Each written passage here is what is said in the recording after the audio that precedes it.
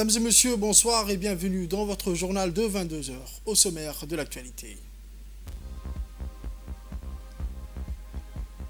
Lancement de la troisième édition de la conférence et de l'exposition vente au Palais du Peuple.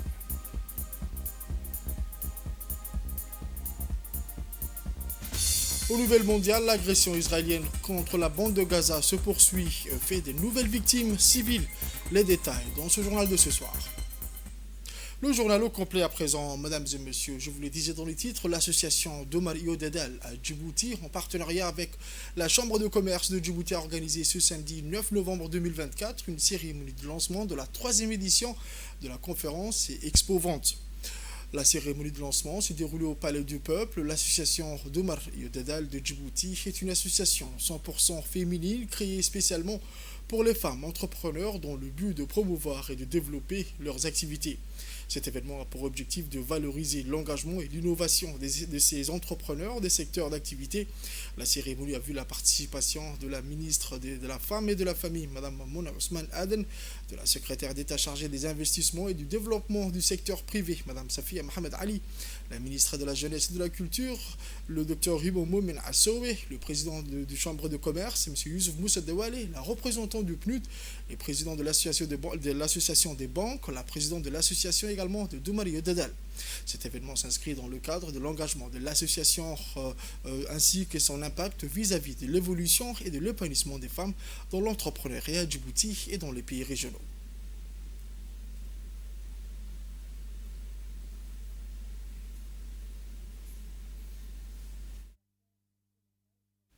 Est une institution du COMESA créée en juillet 1993 au Zimbabwe avec l'approbation des chefs d'État et de gouvernement des États membres du COMESA. Et la vision de notre organisation est d'être l'organisation la plus efficace pour promouvoir les femmes entrepreneurs en Afrique. Notre mission est de développer l'entrepreneuriat féminin dans les pays membres du COMESA à travers des programmes qui promeuvent, encouragent et répondent aux besoins des femmes d'affaires. Et cela se fait à travers des programmes qui intègrent les femmes dans les activités de commerce et de développement en Afrique australe et orientale afin d'améliorer leurs conditions économiques dans la sous-région, ainsi que sensibiliser davantage les femmes aux questions de développement et d'affaires au niveau politique. D'abord, nous sommes très fiers d'être là aujourd'hui parce qu'il est important de soutenir les femmes entrepreneurs et les femmes d'affaires à Djibouti. Financer une femme, c'est 4 à 5 fois moins risqué que de financer un homme. Ce n'est pas moi qui ai fait les statistiques avec le crédit à la BCIMR, c'est une statistique mondiale qui a été créée par un très grand, qui a été poussée par un très grand homme de la microfinance, que vous connaissez sans doute tous, toutes et tous, qui a fait beaucoup pour le monde et beaucoup aussi pour le développement de l'entrepreneuriat des femmes d'affaires. On écoute à présent la présidente de l'association d'Omar Yodedel, mais aussi la représentante du PNUD. Voici leurs propos. C'est avec une immense fierté que je prends la parole aujourd'hui pour l'inauguration d'une conférence expo dédiée aux femmes entrepreneurs de Djibouti, organisée par notre association d'Omar Yodedel. Cet événement a un hommage à la détermination et au talent et au travail acharné de ces femmes qui contribuent chaque jour au développement économique et social de notre pays. Avant tout, permettez-moi de remercier chaleureusement nos partenaires sans que cet événement n'aurait pas vu le jour. Grâce à votre soutien, nous avons pu créer une plateforme où ces femmes peuvent exposer leur savoir-faire et faire connaître la richesse de leurs produits et de leur expertise. Vous avez contribué à donner aux femmes entrepreneurs de Djibouti l'opportunité de se faire entendre, de se faire savoir et voir et valoriser leur travail. Merci à vous tous, nos partenaires, pour votre engagement et votre confiance. C'est pour moi une joie de pouvoir participer à cette cérémonie importante qui marque le lancement de la 3e édition de la conférence Expo organisée par les femmes entrepreneurs du Djibouti. Je pense que plus que jamais, on l'a dit, le rôle de la femme est au cœur de l'économie du pays et d'autant plus quand elle est une femme entrepreneur. Nous savons que c'est le secteur privé qui crée les emplois, c'est le secteur privé qui est le moteur de la croissance et quand c'est les femmes qui sont à la clé de ce secteur privé, il ne peut que s'amplifier et se diversifier. Donc au-delà d'être entrepreneur, la femme entrepreneur apporte sa touche féminine. Je pense qu'on est tous d'accord là-dessus. Elle apporte sa sensibilité, elle apporte son intuition, elle apporte sa résilience, elle apporte sa persévérance, elle apporte sa patience. Et je pense que vous devez vous applaudir, mesdames, pour ces efforts que vous faites. On écoute à présent M. Youssouf Moussa Dewale, le président du Chambre de commerce de Djibouti. C'est avec un immense honneur et un grand plaisir que je prends la parole aujourd'hui pour vous souhaiter la bienvenue à l'occasion de la 3e édition de la conférence Expo-Vente des femmes entrepreneurs djiboutiennes. Aujourd'hui, vous êtes les véritables moteurs du développement économique de Djibouti. Votre travail, vos idées, vos innovations contribuent au développement rayonnant de notre pays et à la prospérité de notre nation, mais également à l'émancipation et à la valorisation du rôle de la femme dans la société djiboutienne. En tant qu'institution centenaire qu'est la Chambre de commerce, les entreprises ont le soutien indéfectible et l'essor du développement du secteur privé. Nous sommes très fiers d'accompagner cette association conduite par des femmes et pour des femmes pour un développement durable. Cette conférence, l'exposition vente qui se tiendra pendant 3 jours consécutifs d'aujourd'hui au 11 novembre, ici au Palais du Peuple, mettra en lumière des produits, services créés par nos femmes entrepreneurs, illustrant la diversité, la richesse de l'ingéniosité djiboutienne. Elle est essentielle et chacun prend ou prenne le temps de découvrir ces créations, d'encourager ces initiatives locales et de soutenir les projets qui participent à l'essor de notre nation. Je remercie chaleureusement et félicite les participantes conduites par la présidente de Doumare et Dedal, Mme Choukri, les partenaires et les sponsors de tous ceux qui, de près ou de loin, ont contribué à l'organisation de cet événement. La secrétaire d'État chargée des investissements et du développement du secteur privé, Mme Safia Mohamed Ali, a profité de cette occasion pour féliciter l'association. C'est un grand honneur d'être aujourd'hui pour une journée très importante, d'être parmi vous. Mes premiers mots, de prime abord, je voudrais adresser mes sincères félicitations et encouragements à l'endroit de Madame la fondatrice et présidente de Doumare Iyo Dadal, ainsi que les membres de l'association et toutes les femmes qui font affaire en République de Djibouti pour les efforts qu'elles fournissent pour avoir stimulé notre économie et surtout pour avoir créé des emplois pour elles-mêmes d'abord, des emplois décents et durables pour elles-mêmes et pour les Djiboutiens et les Djiboutiennes qui, après accès à un emploi, sortent de la pauvreté et arrivent à gérer mieux leur quotidien. Je dois vous dire que le secrétariat d'État a été créé en 2021 par Al-Hajj Ismail Omar Guelleh dans l'objectif d'éliminer toute difficulté que connaissent les investisseurs en République de Djibouti. C'est l'objectif principal.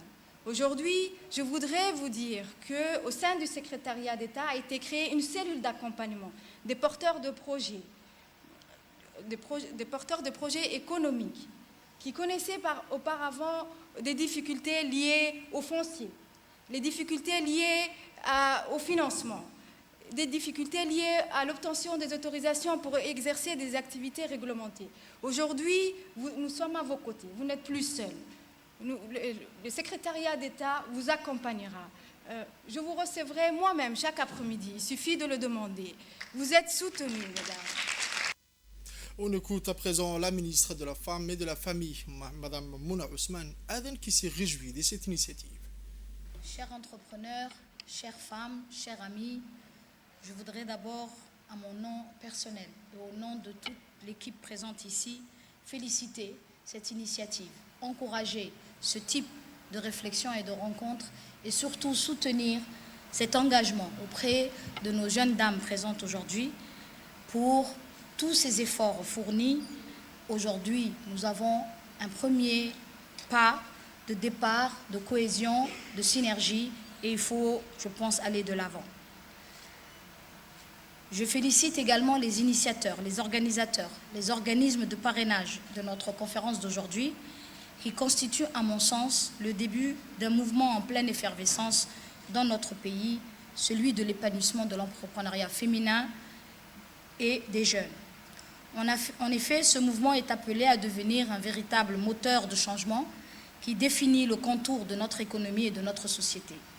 Je ne dis pas cela par simple complaisance, mais bien parce que les femmes et les jeunes entrepreneurs apportent un souffle nouveau à l'entrepreneuriat. Leur énergie, leur créativité sont autant d'atouts qui leur permettent de développer des projets innovants et durables. C'est pourquoi il est essentiel de les soutenir, de leur offrir une plateforme pour faire connaître leurs produits et services. En mettant en lumière le travail des femmes et des jeunes entrepreneurs, nous souhaitons que cet atelier inspire également de nouvelles vocations, en se montrant que l'entrepreneuriat est à la portée de tous, quel que soit l'âge ou le genre.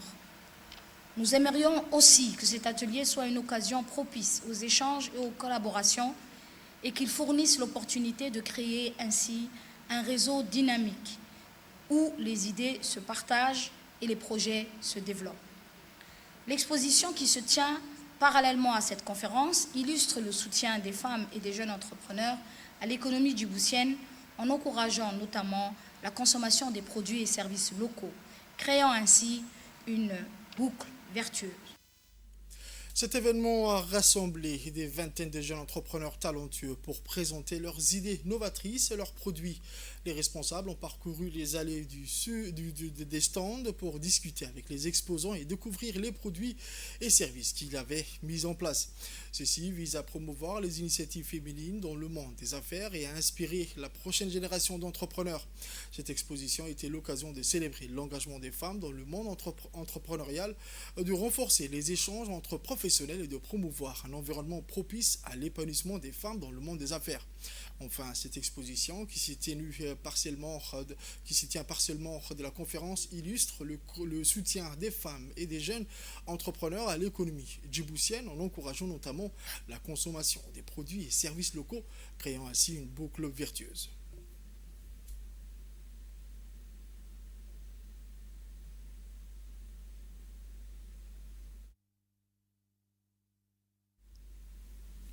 C'est dans le cadre de la Semaine nationale et africaine de la jeunesse, l'Agence nationale pour la promotion de la culture a organisé une conférence consacrée aux relations historiques et culturelles entre Djibouti et le Soudan. Voici le reportage. Dans le cadre de la Semaine nationale et africaine de la jeunesse, l'Agence nationale pour la promotion de la culture, l'ANPC, a organisé une conférence consacrée aux relations historiques et culturelles entre Djibouti et le Soudan. Le pays a mis à l'honneur cette année. Cet événement a eu lieu le dimanche 3 novembre dernier à l'auditorium du département de la Bibliothèque nationale sous le patronage de la ministre de la Jeunesse et de la Culture. La conférence, placée sous le thème de la paix et du dialogue interculturel, a accueilli les figures diplomatiques de premier plan, à savoir l'ambassadeur du Soudan à Djibouti et l'ambassadeur de Djibouti au Soudan.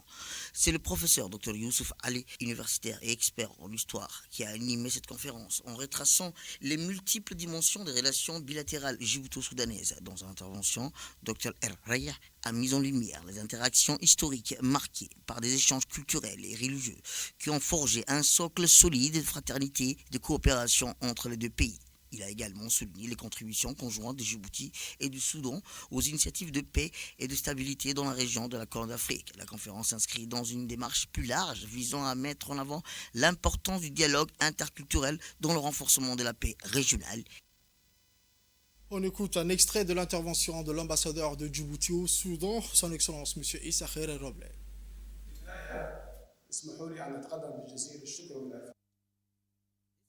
L'ambassadeur de Djibouti au Soudan, M. Issa Khair Roble, exprimait sa profonde gratitude à la ministre de la Jeunesse et de la Culture pour son soutien à cette initiative unique, tout en saluant l'excellente préparation et l'organisation de l'événement. Le diplomate djiboutien a insisté sur l'importance capitale du thème de la conférence, qui met en lumière les liens culturels forts entre les deux pays frères, à savoir la République de Djibouti et la République du Soudan. En évoquant ces relations, l'ambassadeur Roble a rappelé que ces liens sont aussi anciens que le temps lui-même, nourris par des échanges historiques et culturels d'une grande profondeur. On écoute à présent l'ambassadeur du Soudan à Djibouti, son ambassadeur, monsieur Mohamed, son Excellence, monsieur Mohamed Saïd Hassan.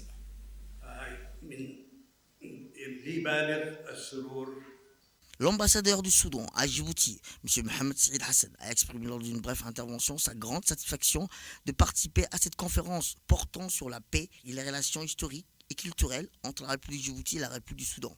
Le diplomate soudanais a souligné que cette conférence intervient après une série d'événements organisés dans le cadre de la Semaine nationale africaine de la jeunesse avec la participation d'un groupe de jeunes venus du Soudan ainsi que des pays voisins. Dans son allocution, l'ambassadeur a précisé que ces rencontres fructueuses ont offert aux jeunes Soudanais l'opportunité de découvrir un nouvel environnement d'échange, des idées et des perspectives avec leurs homologues de Djibouti, des pays voisins, sur des sujets essentiels tels que la paix, le développement et le rôle fondamental de la jeunesse, un acteur clé sans lequel il serait impossible d'atteindre l'objectif fixé. Ensuite, voici la ministre de la Jeunesse et de la Culture, le Dr Ibn Moumin Assoé. C'est pour moi un honneur et un plaisir de vous accueillir aujourd'hui à La Banne pour cette conférence exceptionnelle dédiée aux liens historiques et culturels profonds qui unissent nos deux pays, le Soudan et Djibouti. Je souhaite donc la bienvenue à toutes les délégations et à tous les participants qui sont avec nous aujourd'hui pour participer aux riches discussions et approfondir nos réflexions sur la culture, la paix et le développement, ainsi que le bien-être. Vous savez que le Soudan est cette année mis à l'honneur pour la journée nationale et africaine de la jeunesse. Donc c'est un plaisir d'accueillir de jeunes du Soudan qui ont participé au forum. En effet, la culture est un pont entre le peuple et nos liens avec le Soudan en témoignent. Bien plus qu'une simple proximité géographique, nos relations sont ancrées dans une histoire commune marquée par des échanges constants, que ce soit au niveau des savoirs, des arts ou des traditions. À travers cette conférence, nous réaffirmons l'importance de ce patrimoine partagé, un patrimoine que nous avons la responsabilité de préserver et transmettre aux générations futures. Dans un monde en quête de stabilité, la culture de la paix est un pilier fondamental. Il est la construction active de valeurs universelles partagées, de dialogues ouverts et de collaborations transfrontalières. Nos cultures respectives, soudanaises et djiboutiennes, partagent cette vision. Et je suis convaincue que nous pouvons ensemble contribuer à promouvoir la paix comme un bien commun indispensable pour le progrès. C'est pourquoi nous appelons nos vœux le plus chers pour que le Soudan retrouve très rapidement la paix et la sécurité, Inch'Allah. C'est un souhait aussi du président de la République, son Excellence Ismaïl Omar Guelleh, l'actuel président de l'UGAD. En tant que ministre de la Jeunesse et de la Culture, je souhaiterais plus particulièrement mettre en exergue le rôle déterminant de la jeunesse dans ce processus.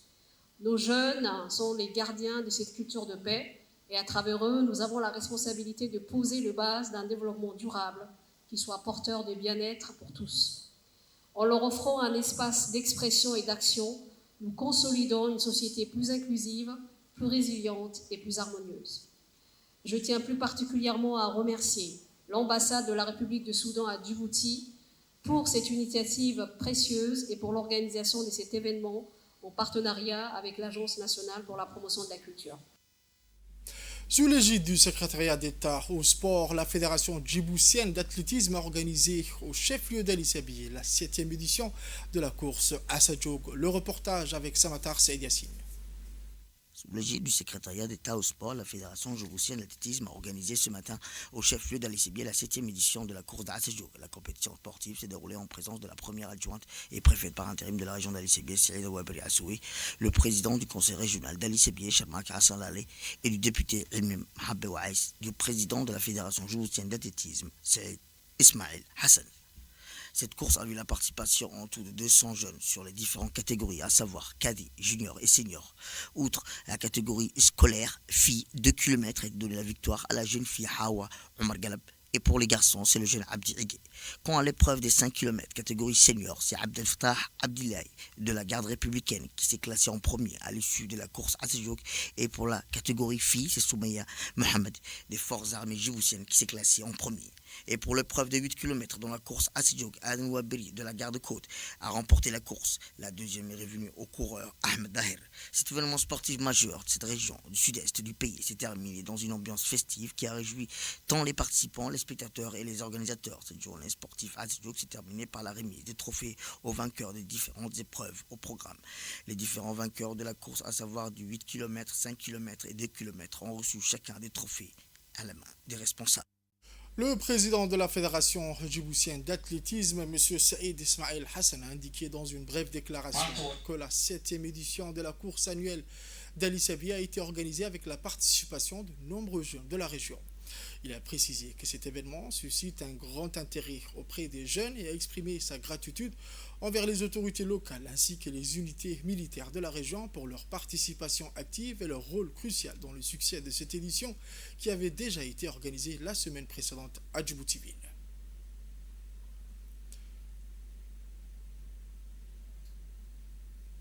De son côté, le député Ilmi Mahabbe a exprimé sa grande joie de participer à cette édition du marathon.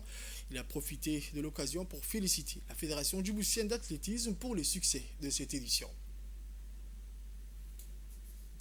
Ensuite, le président du conseil régional d'Ali Sébié, M. Chamak Hassan Laleh, a salué l'excellente organisation de cette course qui s'est déroulée dans des conditions idéales.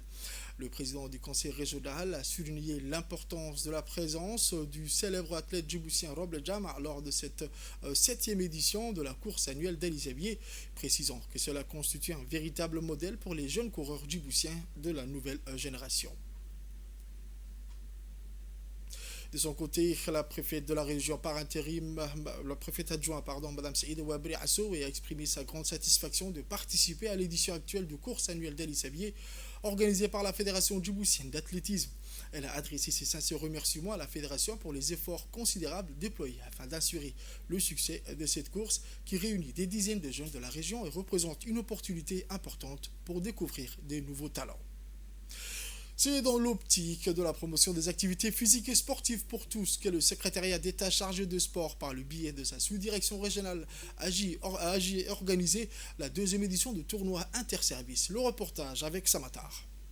Le secrétariat d'État chargé des sports, par le biais de sa sous-direction régionale, agit et organise la 2e édition du tournoi interservice, un événement sportif qui a rassemblé 14 équipes issues des divers services de la ville.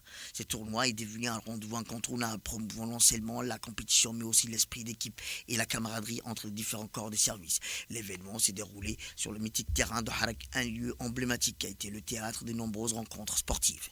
Le terrain a été animé par les acclamations d'une foule enthousiaste composée des familles, d'amis et de supporters venus des différents quartiers de la ville blanche. L'atmosphère était électrique à chaque passe, chaque occasion de but étant accompagnée des chants, des cris d'encouragement, créant une ambiance festive et conviviale.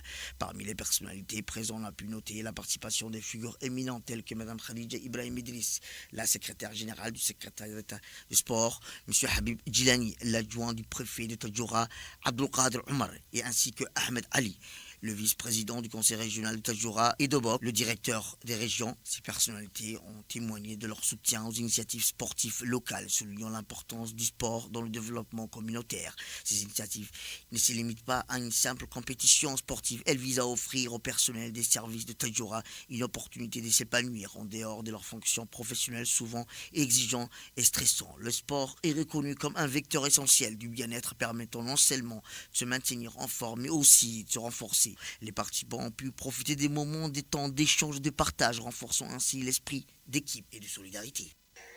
Là, c'était une grande opportunité de ramener ceux qui avaient quitté le terrain, de les ramener à rejouer le football, à quitter leur bureau et venir en symbiose jouer le supérieur et le subordonné ensemble. Donc là, c'est une très bonne initiative à laquelle nous remercions le secrétariat chargé des sports de continuer dans cette optique. Là, je suis heureux de fêter cet événement en compagnie d'un des grands joueurs de Jeune Harak, qui était en son époque un grand joueur à gauche, qui vient de très loin, c'est-à-dire de l'Europe, là où il vit depuis quelques années. Donc c'est un grand événement. Et là, je salue tout le monde. Moi-même, j'ai une sélection qui représente les écoles primaires de la région de Tadjoura. Et je suis heureux de fêter. On écoute à présent le directeur de la région auprès du secrétariat d'État chargé des sports.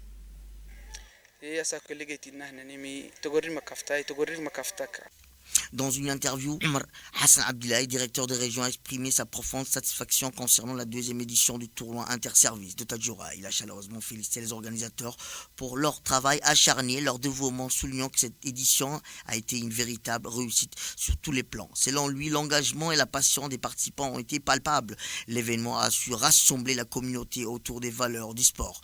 M. Omar Hassan Abdillahi a également profité de cette occasion pour aborder l'importance du sport dans la lutte contre les fléaux qui affectent la santé de la jeunesse et de la population en général.